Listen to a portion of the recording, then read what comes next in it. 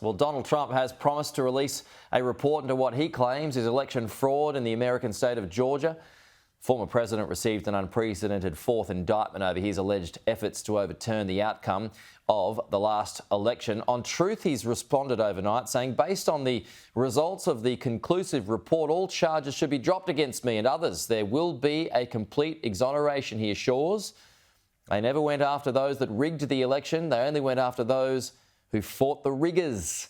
Joining us live now, former White House Deputy Chief of Staff under Donald Trump and Bondi Partners Managing Director Emma Doyle joins us now. Emma, good to see you. Thanks for your time this morning. So how does this one compare to all these previous indictments?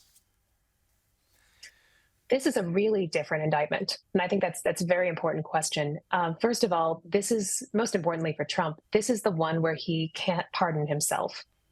This is a state indictment in the state of Georgia, which has a very bizarre pardon process within the state. So this is the case where he's really the most likely to face actual prison time. So that makes it very different for him. But it also might be the one case that's televised, which means it's the one where the American people can actually watch the proceedings in an environment that Trump can't control. So it's very different from the other three indictments we've seen so far. Well, I mean, he's going to come up with the same argument, though, that, it's a witch hunt. The Democrats are after him. It is political. Any of that true? I think his voters certainly think that that's true. And there's some American cultural things that play into that I think make people more likely to at least give some credence to that argument. But that's a political strategy. It's not really a legal strategy. And he's going to need a legal strategy because he needs to win in a legal proceeding, not just in the court of public opinion, which is where he's fighting right now. Despite all of this, though, he is still the Republican frontrunner. He is. He continues to fundraise. And again, the political strategy remains the same. It is appealing to his voter base, asking for money, continuing to say this is about people going after him because he's fighting for you, the American public.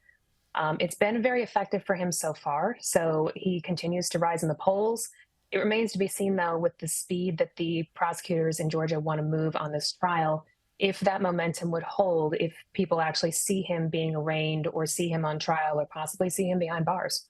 How do you, you know him, how do you think he would be behind the scenes at the moment?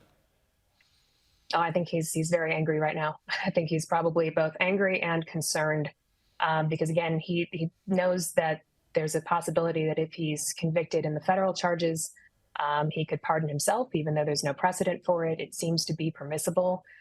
He can probably win the case in New York. It's just not as strong of a case.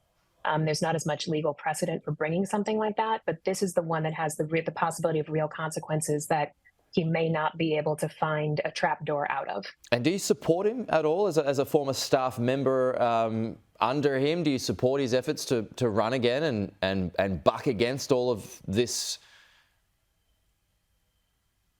Look, as a lifelong Republican, I think my goal is to see a candidate who can win a general election. And I don't know if that's the case right now with him. I think that remains to be seen. So I think that's why that's one of the things that the Republican National Committee looks for in debates, is a pledge that candidates will support the eventual nominee of the party, because we all want to see somebody who can get across the finish line at the end of the day. And it's not clear right now if that's him. Rudy Giuliani, Mark Meadows also involved in the racketeering. Is it any more or less serious for them? It's very serious for them, and it increases the risk for Trump because there's an incentive for co-defendants in this type of case to turn on Donald Trump and in exchange for a lighter sentence for themselves or lighter consequences. And I think that's absolutely a risk, particularly with Mark Meadows, who has a history of doing that kind of thing throughout his entire political career. I'd be very concerned about him if I were Donald Trump. And just finally, what are you expecting to come from Trump next week? I think trying to release a report is a very risky legal strategy. It might sound like good political strategy, but again, you're doing the same kind of behavior that is listed in the indictment. And you've got to remember that you're talking to potential jurors. I think it's a very, very risky thing for him to do. And I'm not sure it's going to go the way that he wants it to be. I definitely don't think it's going to result in the charges being dropped. So I don't see total exoneration being the goal that he achieves here. Okay. Emma Doyle, appreciate it. Thank you.